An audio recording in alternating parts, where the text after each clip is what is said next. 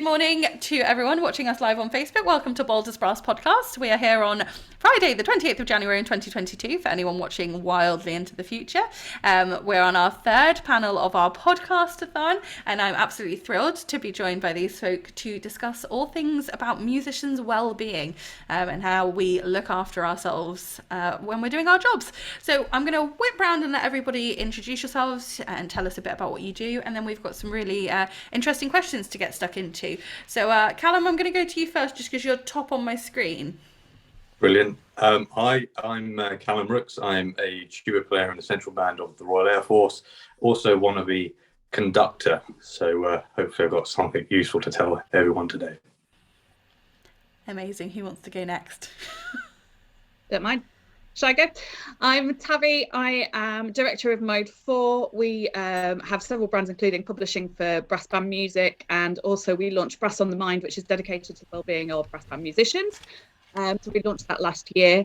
I am a trained cornet player. Let's go for that. Sounds so official, doesn't it? Yeah. No, I'm a graduate of the Royal Northern many decades ago. And I recently, after a nearly 11-year break from playing, returned back to playing, and I'm currently playing at Colton Frickley Band. Amazing. Matilda, you'll go. Hi everyone, I'm Matilda Lloyd. I am an international trumpet soloist. I actually currently live in Germany, but I studied at the Royal Academy of Music, and I travel around playing recitals and concertos all around the world, which is very exciting. It's been quite limited over the last couple of years, but things are looking back up. And actually, speaking on the topic of well-being, the last couple of years have revolutionized for me personally how I look after myself as a musician and as a human away from being a musician. So I'm really excited to be here to talk about this topic. I'm really excited because I think as musicians we have aspects of our careers that cross over, but I think we all do sufficiently different things in our professional lives that it's going to give us a really interesting sort of overview, and hopefully everyone gets some really good points to take away. So my first question for all of you is quite a sort of broad one. When we're talking about well-being or self-care or those sorts of things, what counts for each of you? What do you think counts as well-being or self-care? It's different for everybody. And I think that's the first thing. There is no one size fits all. There's no putting people into a box. It's self-care is first and foremost, it's not selfish. We have, especially in England with our sort of stiff upper lip mentality, anything that we do for ourselves, we kind of think is selfish, but it's absolutely not. It's necessity. It should be part of our day. And it is literally anything that makes you feel good. So for some people, it might be going for a walk. For some people, it might be playing music. That's where we get a little bit of difficulty. So for professional musicians, when what is an enjoyment for so many people listening to music, it becomes a difficulty because it's their job as such. So that's where we get into a bit of a grey area.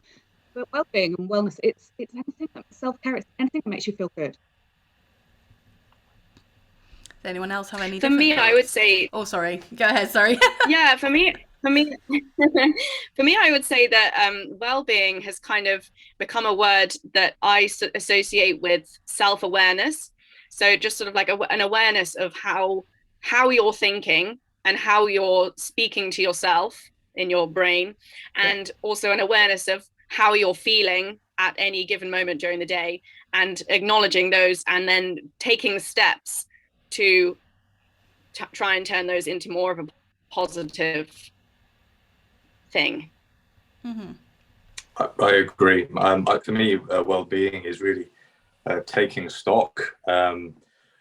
You said about the whole emotions and realizing how you're feeling. I whether it's just me being a bloke, I really struggle to identify feelings that I am feeling from time to time. And my girlfriend, she's a great support. She knows when something's off, and we've got a great relationship. I can just say, I don't know how I'm feeling. Just bear with me whilst I figure it out. It can be a slow process, but I think the whole well-being for me is just fortifying myself against whatever I might face as a musician in the days coming. And it can be as simple as, you know what, today I'm going to get up at 11 a.m. and or I don't know, I'm going to go cook something, or I'm just going to sit and watch Netflix today and not feel guilty that I'm not playing my instrument, you know. So yeah. Oh, it's so easy. Yeah, isn't it? That toxic productivity. Yeah. Guilt and shame are some of the things that musicians struggle with the most, I would say, that hamper our well-being. Yeah, I mean, guilt and shame are those emotions that pop up for everybody at any point, because we're not very good at deciphering our emotions. As you said, Callum, you're not very, you find it difficult to identify your emotions, and that's universal. It's easier to identify negative emotions than it is positive. So consequently, if we're feeling good about something, that's why guilt and shame come in, because we've got this bias towards the negative. Which, I mean, we've talked about this before, going back all the way to cavemen and all the cave people and all the rest of it. But at the point of language, because you know how much I love language, I have, in my professional capacity as a trainer for mental health and a performance coach and well-being and things, I've been kind of moving away from the word of well-being to using the word wellness instead, because it kind of, well-being isn't a state of being, it's a state of action. You actually have to do something. So a lot of people think that, well, if I do nothing, then that's me looking after myself. But actually, you need to do things productively and consistently to keep yourself sort of emotionally fit. So I've kind of been moving to wellness. That's a really interesting take on it. Really interesting. And I wonder if anyone has maybe any theories about this, but in 2022, I think we're talking about looking after ourselves, being better humans rather than just musicians. We're talking about these things, wellness, and than ever before, than we ever have done. Why? I wonder if you have any theories on why now. I actually do think that the pandemic has changed the game for musicians in this space, because suddenly we all had to just stop, and suddenly the kind of the daily grind that we were in, the kind of running on the hamster wheel, as it were, the wheel stopped, and suddenly we just had all this time, especially as being brass players, when we're sat at home practicing, you can do 2-3 hours max in a day, and then we were like, wait, what are we going to do with all the rest of this time? And I think it really has given us all a chance to kind of reevaluate our lives and how we were living them. And for me personally, I've done so much reading and watching documentaries about different things and listening to podcasts, and I've had time to kind of expand my horizons and to really think about how I was living my life and how I want to live my life in the future. And I think that it's just becoming a topic that people are finally feeling comfortable enough to be vulnerable and to talk about with friends, with peers. Even when I was studying at the academy 3-4 years ago, if someone said, oh, how are you doing today, you'd be like, yeah, I'm fine, thanks. Like I would necessarily feel comfortable enough to say, actually, you know what, I'm not feeling great today. Whereas even amongst the same friends now, just a few years later, I think we would now feel more comfortable to say, actually, you know what, I'm not feeling good today. Yeah, I agree with that. I think that for me, there's kind of a AAA factor, and not as in batteries, because that's a whole other podcast, I'm sure. but it's about, one thing is awareness. We've become more aware of it. We're allowed to talk about it. We have now entered a place where everyone's realized, actually, if we talk about things, it does make things better, or at least helps us to work through things. And then the third one is taking that action. People talk about it, and then they're like, well, okay, I'll do something about this. So it is that kind of, that awareness, that allowing ourselves to feel. And we're still very at the early stages of doing this, but the pandemic has at least started that, and then people starting to take action, whether that's on an individual level, in their organisations, in their companies, whatever it is. The culture is starting to change a little bit. I have a couple of theories. I think as musicians, we can very easily judge how good we are as musicians by the number of gigs we get. And the pandemic has happened, and oh wait, they're gone. So that causes a few upsets about, affecting your emotions and that. But a lot of people have now gone to online and being creative about how to be more present on social media and create sort of their own brand and more of awareness of who they are as musicians. Social media, now that is a talk for another time, but there's a lot of mental health around that. And I was talking to I'm in Denmark at the moment, just visiting some friends, and I was talking to a wonderful musician. She's a great friend of mine. And we went to a brewery last night, as you do, have a beer. And every now and then she would get her phone out and she's like, I'm really sorry. It's like whenever I pick the phone up, I'm working. And a lot of that work is because of the social media. It's a full-time job to get out there, to promote yourself, and hopefully get some revenue come in. So I think that has added on to the already negative effect of having no gigs.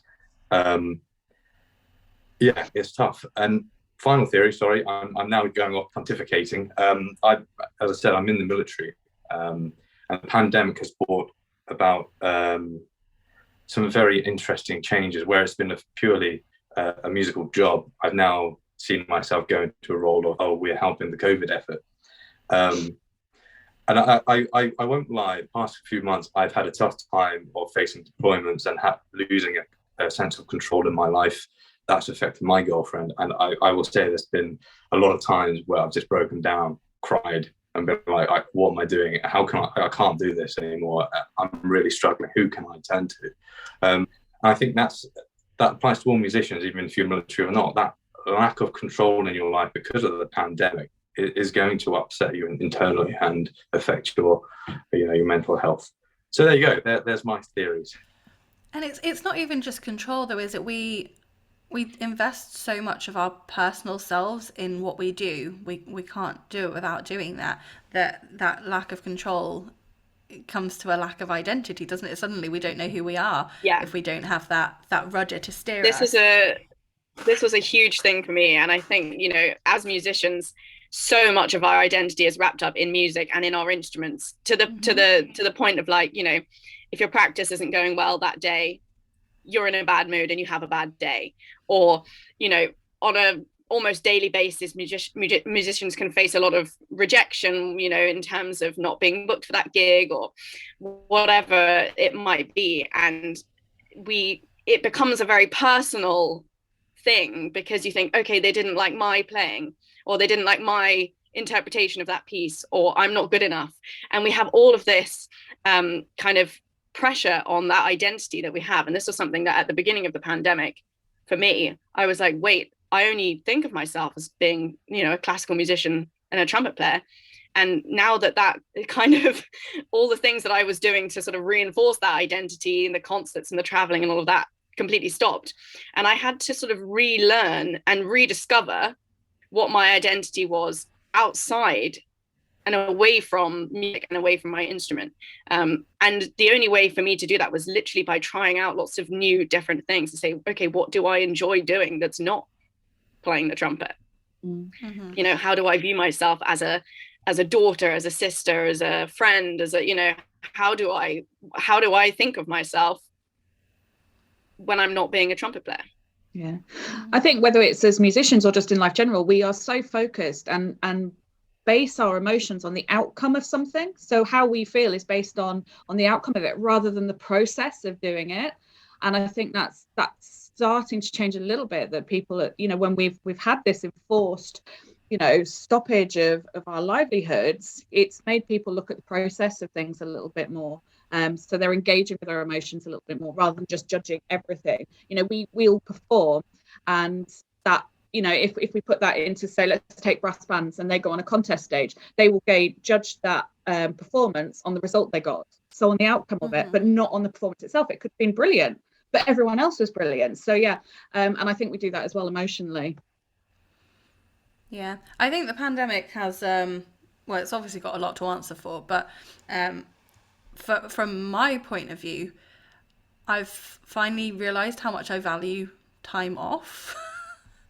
Before, it's exactly what you were saying, Callum. We put value on like how much was in the diary, and if your diary was full and you didn't get a day off for like 3 months, then you were winning. But not really. You don't feel like a good person. And I spoke about this in something last week, where I used to teach 5 days a week and then I'd play outside of that, and since the pandemic, I've reduced my teaching to 4 days a week because I'm a better teacher.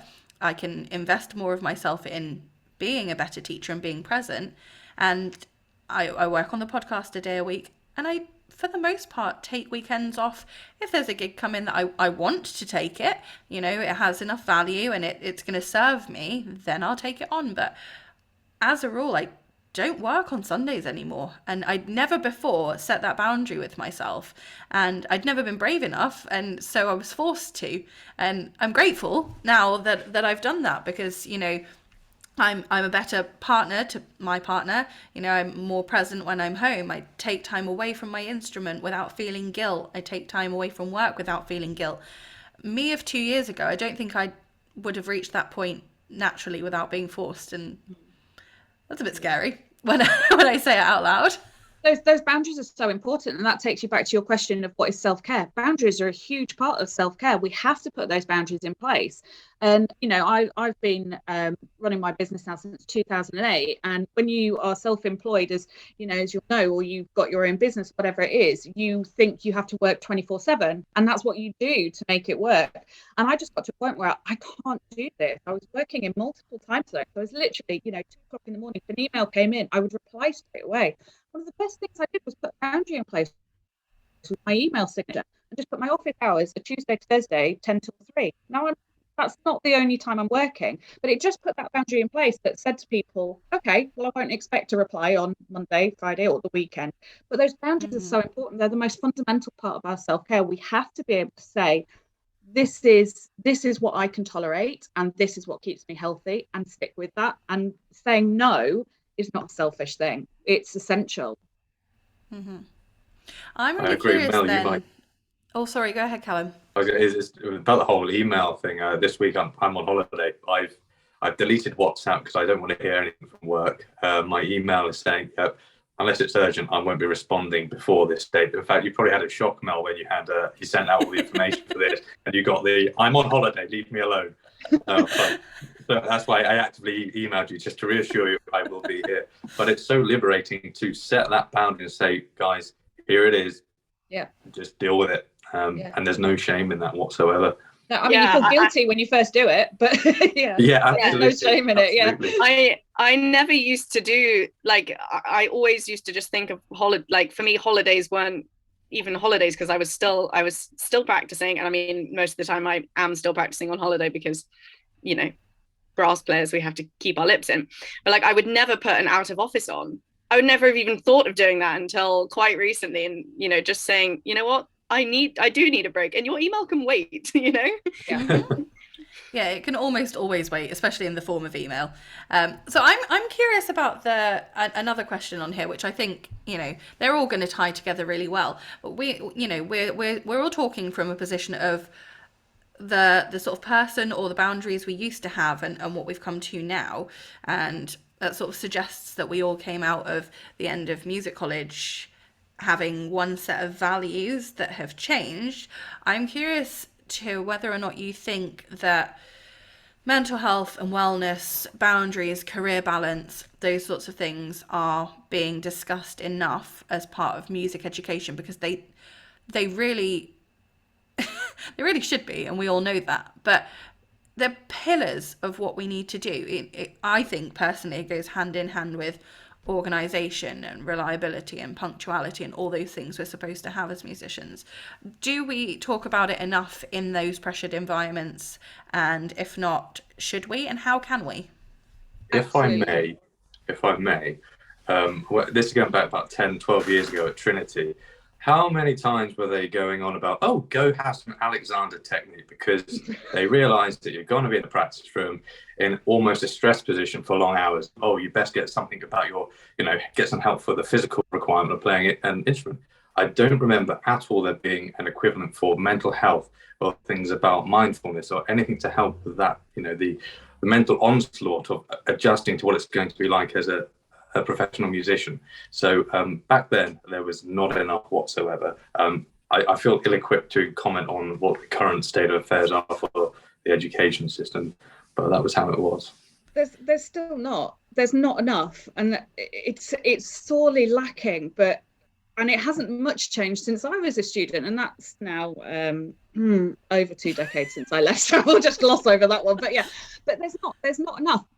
And we need to support these music students as any students or anyone of that age, because there's so much going on physiologically, physically with them, emotionally, and that's before you add on being a musician and the pressure of that, and what am I going to do when I get to the end of this? Because okay, it's not really a solid career being a musician, is it? You know. But I think that we need to look at it even earlier.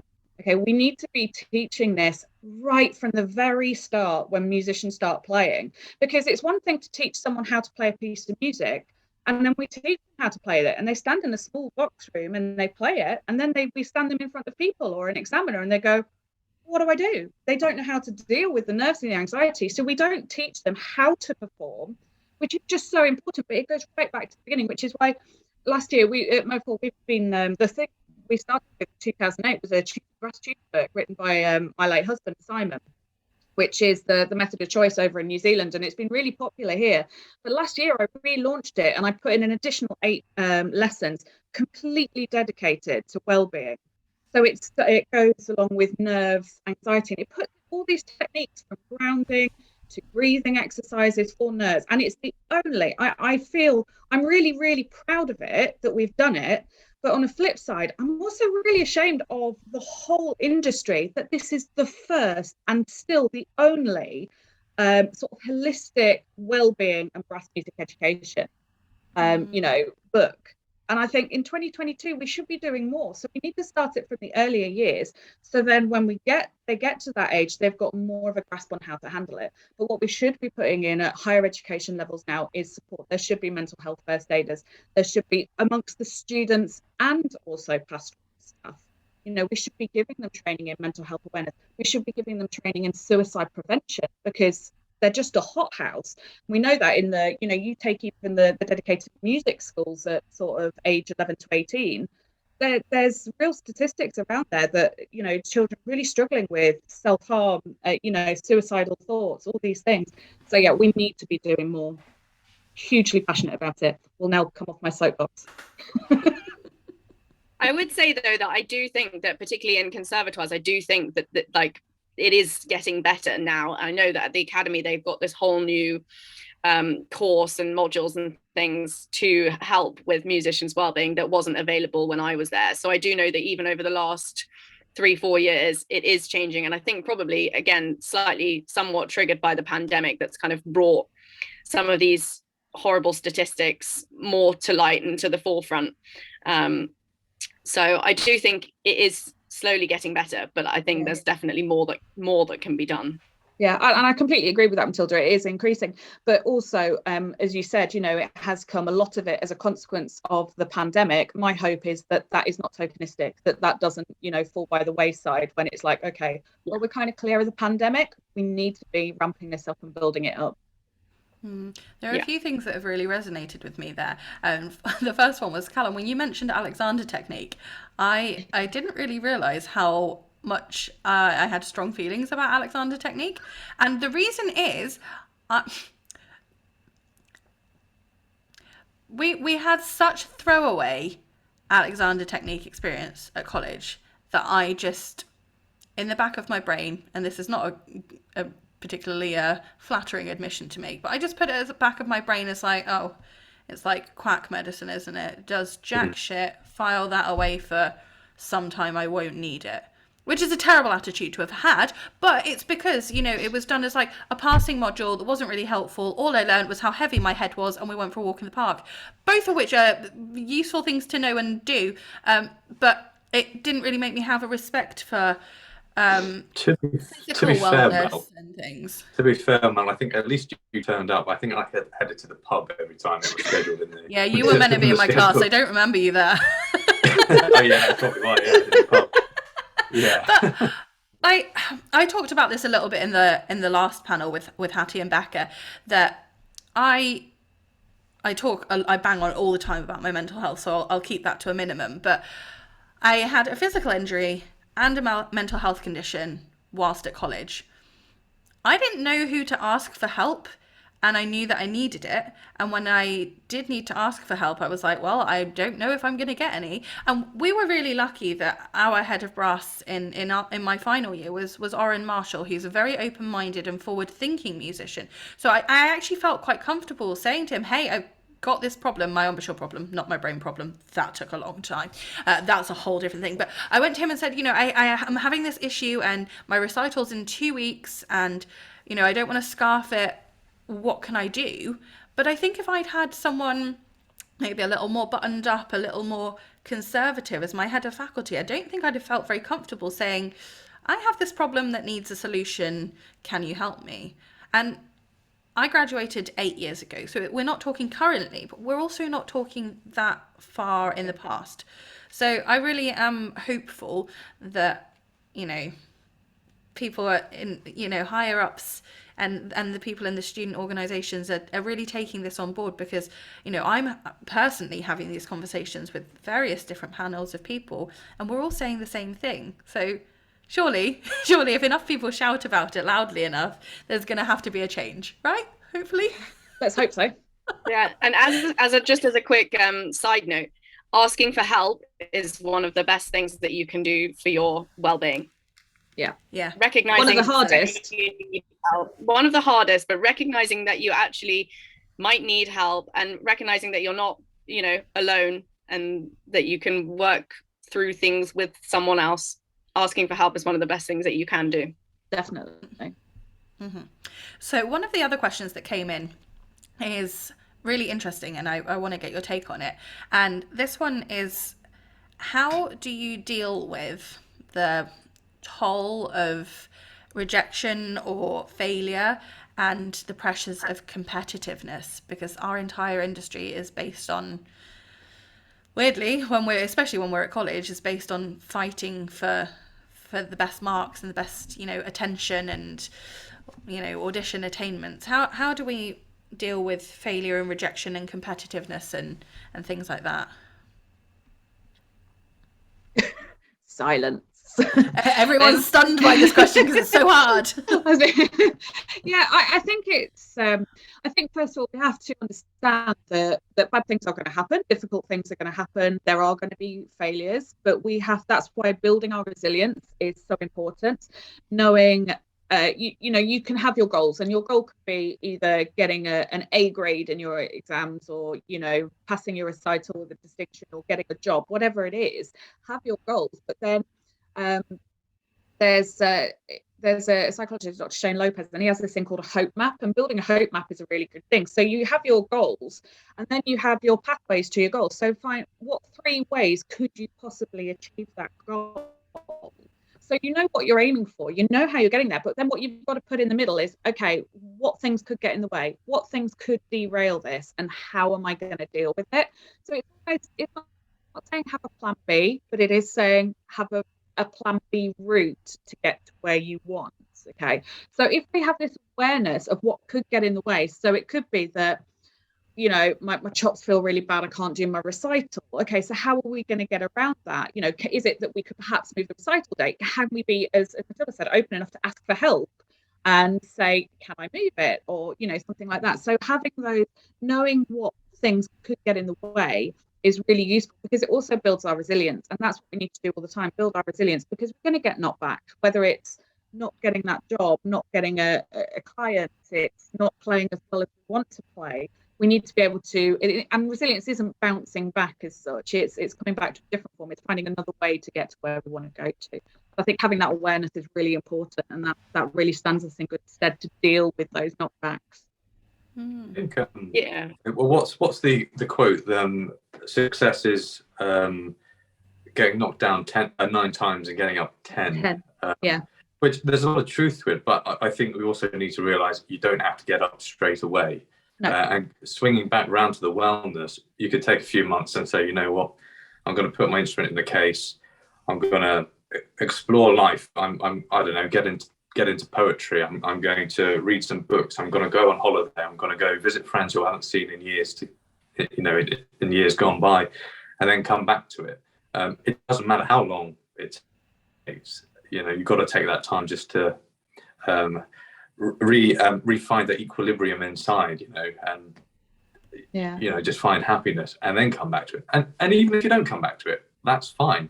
You may find out, I don't want to be a professional anymore, but I still like playing, so I'm going to get my instrument out, just play with some friends at Christmas, or put it away again. So life is incredibly short, and music is a wonderful thing, and it's a sad day if you start finding sadness in playing your instrument. So you've got to do what you can, stay happy, stay sane, and enjoy life. I mean, we focus so much on success, don't we? But actually, what's more important is satisfaction, and finding the satisfaction in doing it, giving other people satisfaction from hearing us play. And I totally agree, Callum, about putting your instrument in case. In 2010, I couldn't take it anymore, and playing had really driven me to a low point. I put my instrument in the case for literally 11 years, and I never thought I would play again. And then suddenly one day it was, somebody asked me at the right time, and it was like, I'll give it a try. And you find the joy again in playing, and that's what it's about. We've got to enjoy what we do.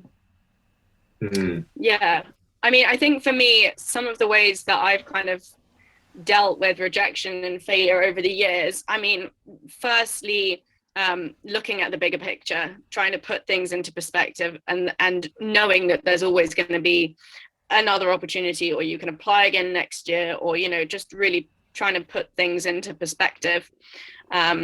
And then the other one is also, for me, I've always tried to learn from failures or rejections and say, okay, what could I do next time?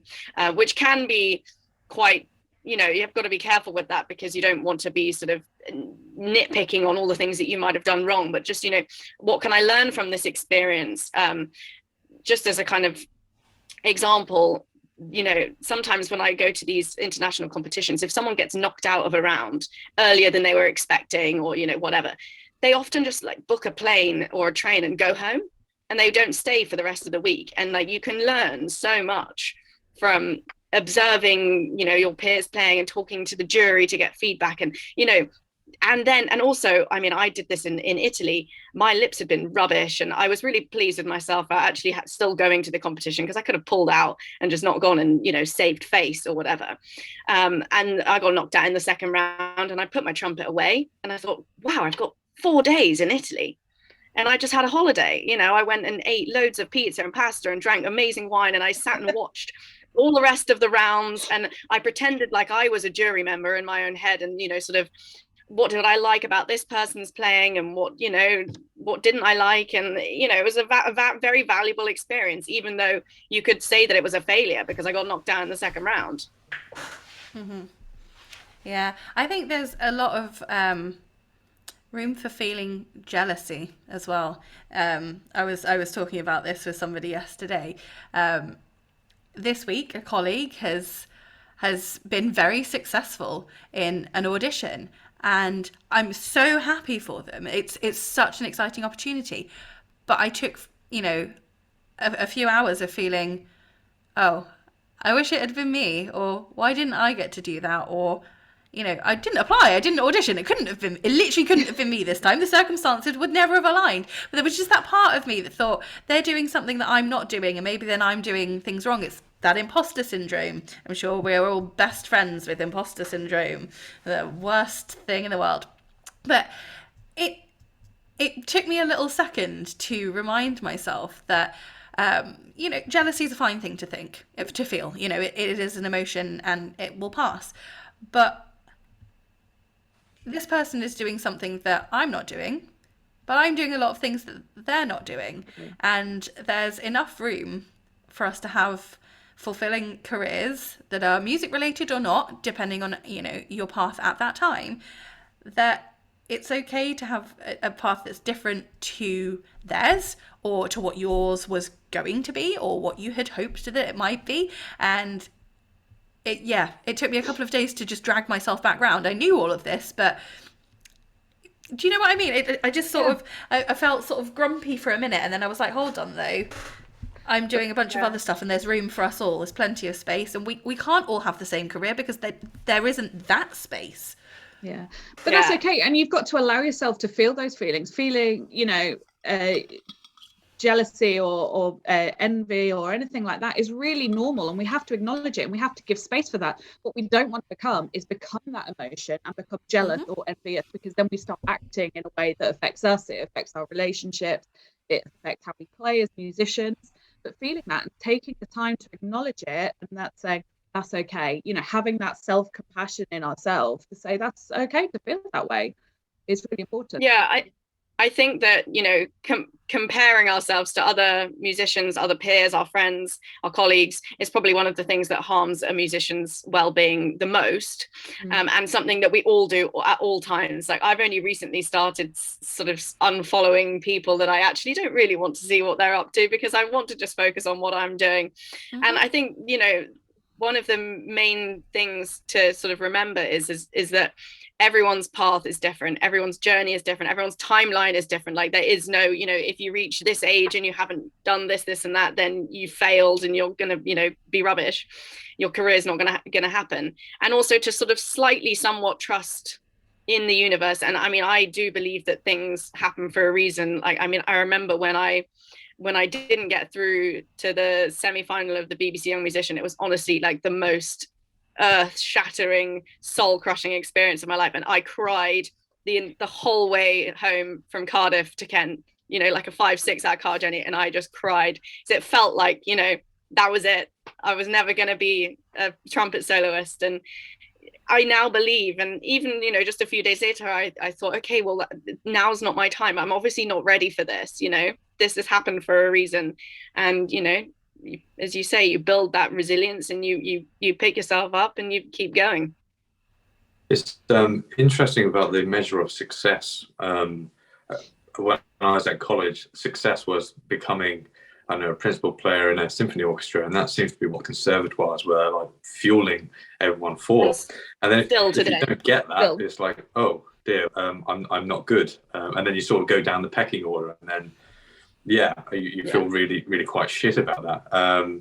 But as it stands today, myself, Callum Rookes, I don't really enjoy playing the tuba like I used to. And it's largely because the tuba repertoire is shit. It's like there's only so many times you can play the Vaughan Williams tuba concerto and have any sense of freshness about it. It's like, everyone's heard this enough. Now, my mum's heard it probably more times than I've even played it. But my direction in life is changing, and at the start of this talk, I said I really like conducting, and that's the route I'm wanting to go, because I find it more rewarding to build up amateur ensembles and see them develop from week on, week out. And, you know, sometimes you're bashing your head against the wall, but that's on me, because I'm not quite communicating well what I want from them, and they're not quite getting it, so it's my fault. But it is more rewarding. And I just wanted to touch on about jealousy as well with Matilda.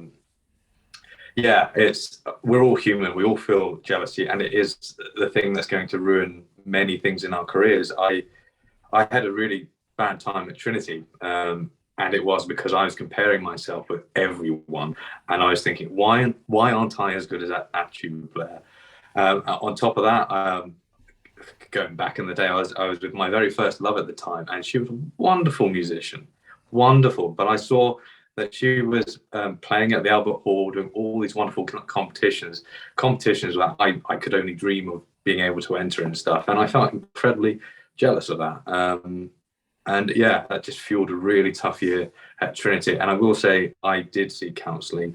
It did take a little bit of a nudge from a few friends to say, look, mate, you're not functioning right, let's get you some help.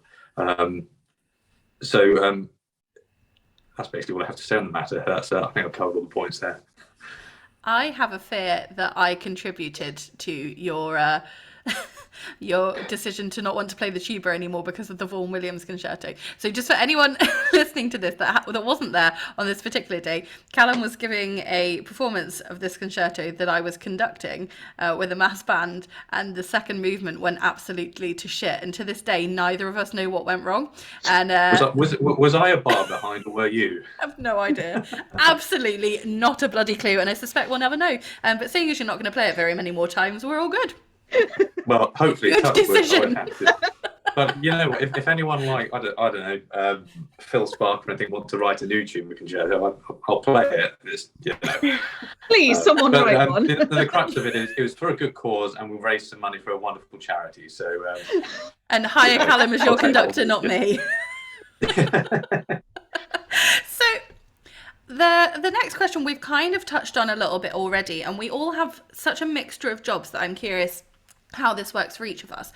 But how do you balance then work and taking care of yourself? And I know possibly there's going to be a sort of pre-pandemic and a post-pandemic way that we think about this. And I've already sort of mentioned, you know, I've reduced my work and I've rejigged things so that, you know, financially I'm not impacted by my decisions, but mentally and physically I'm positively impacted by my decisions. So I wonder how that works for each of you, work versus, you know, self.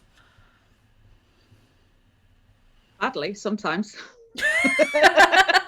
Be honest. I think for me it came down to boundaries. Again, was a big one, putting those boundaries in place, and also delegating things that could be delegated. I mean, I'm going to say this because I know she's watching anyway, but I'm really lucky. I've got a really good assistant. So she'll work really hard now.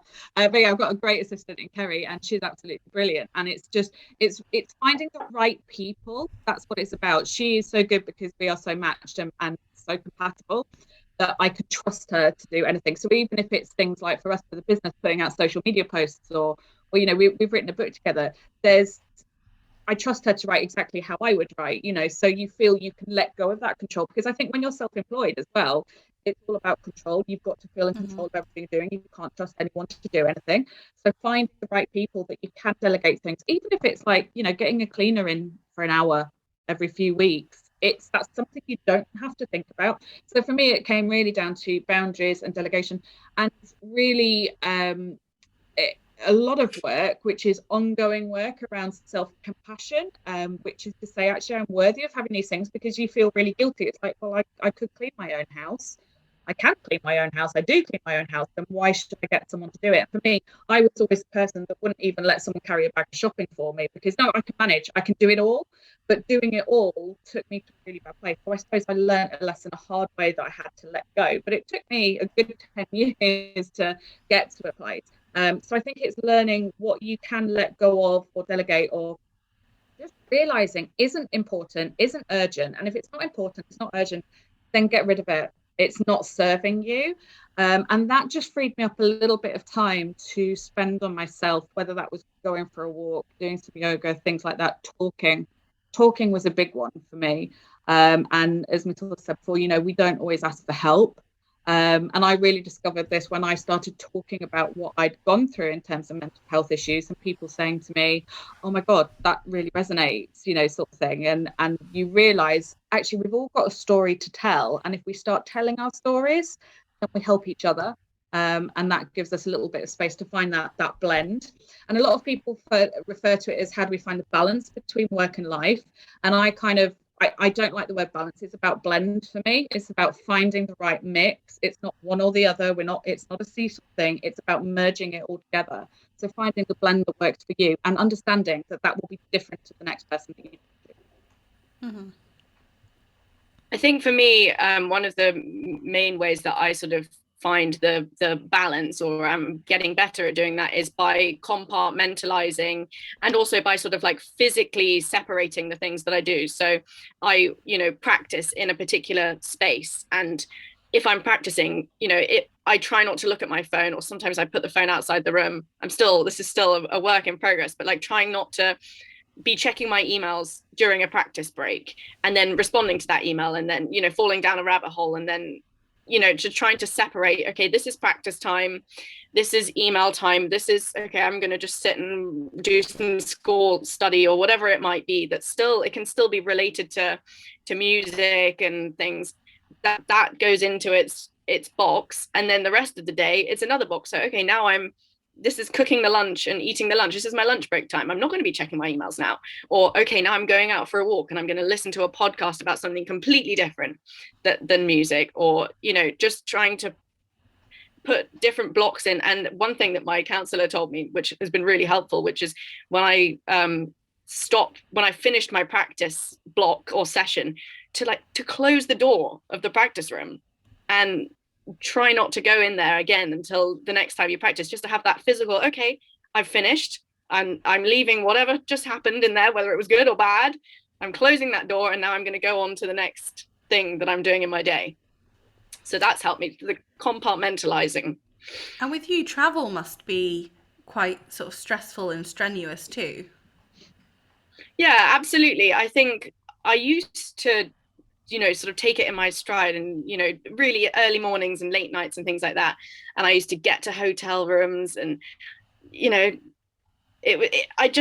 you have to look after yourself, I think, even more sometimes when you're traveling. And it seems silly, but traveling can be really tiring. So giving yourself the kind of time and do what you need to do. And that's something that you have to, like Tabby said before, it's like, it's so personal. Some people might like bubble baths. If you don't like bubble baths, then that's not going to work for you. So you have to figure out what it is. For me, I love, going for a walk outside in fresh air in nature. That always really, really helps me. And if a hotel has any kind of sauna, I go straight to the sauna. That's where I can just chill out. So, and sometimes actually when traveling as musicians, it's so easy to just be in your hotel room the whole time, but just something even really simple, like going down to the lobby, and I'll take my laptop with me and do my emails in the lobby with a green tea rather than in my room. That just helps my headspace for sure. I think I completely agree with Tabby about the setting boundaries. So that's always the hardest thing to do. Being in the military is a weird beast, but we're pretty good at contact hours. It's just going to be between certain hours in the day that you can expect to get a WhatsApp message, unless the Queen dies, and then, okay, all hands on deck, come home to go do something.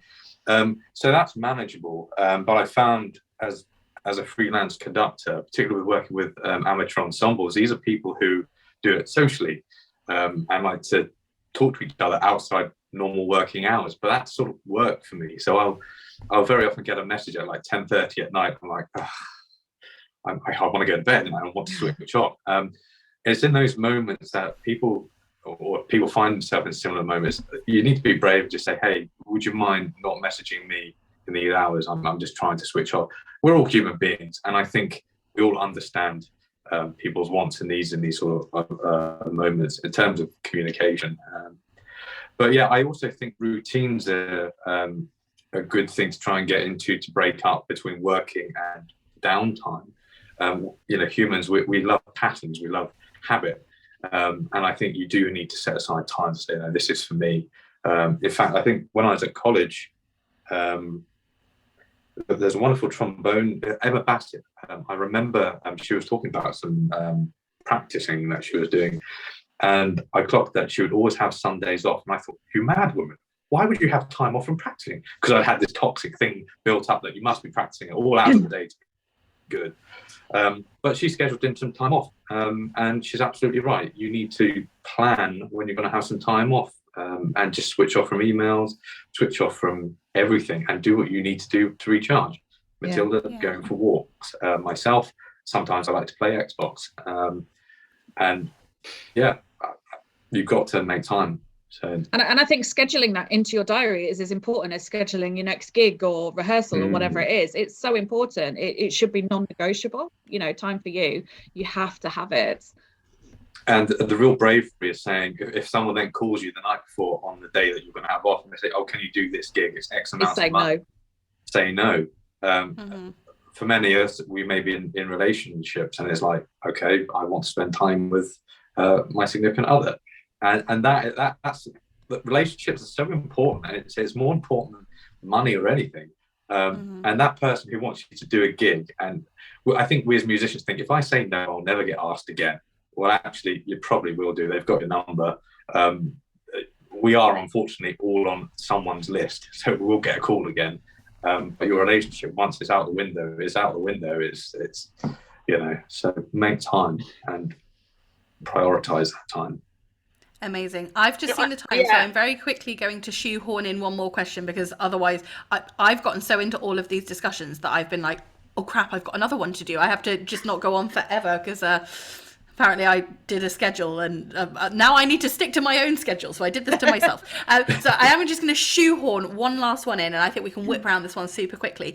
Somebody was really curious to know, what are the best non-musical hobbies or things that you do with your time? So mine, for example, is that I have 2 little dogs. Neither of them have really made an appearance in this little space that I've left for them on the screen. I've been hoping that they're going to just come here for the day, but they haven't. So we have 2 dogs. We get outside with them, and outside of that, I'm a bang average baker. It's, when I say bang average, I mean my things are edible, they look like shit. That's me. That's what I do. Yeah, for me, it's cooking is definitely one when I get time to do it. Cooking, traveling, reading, and yoga for me. Nice. I do a lot of dancing and things like Zumba and stuff on the side, which I really love.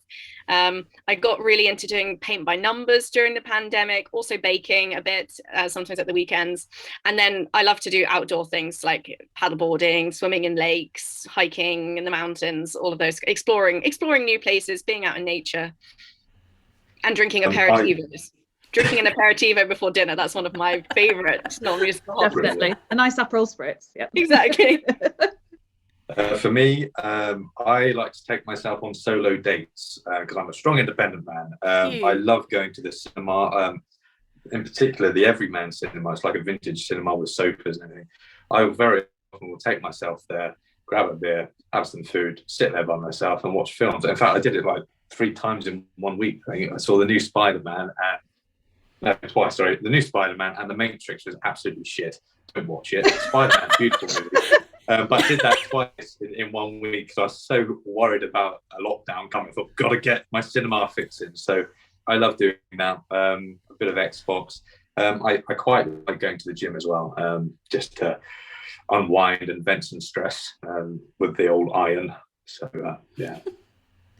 Amazing. Well, folks, we're going to have to wrap it up there because, like I say, I've made a schedule for myself and now I must stick to it. But it has been so wonderful to talk to you. Thank you so much for sharing all your thoughts on this. And anyone that's sticking with the live stream so far, I will be back presently. But thank you so much, folks. Have a lovely rest of your day. And thank you for taking the time. Thanks, Mel. And I really hope you get to your target and you get up to Texas with the, is it International Women in Brass Conference? Yeah, that's please. The aim. I hope you get there. Thank you very much. Folks, I'll be in touch with you again soon. Thank you so much. It was lovely to see you. Goodbye. Bye. Bye.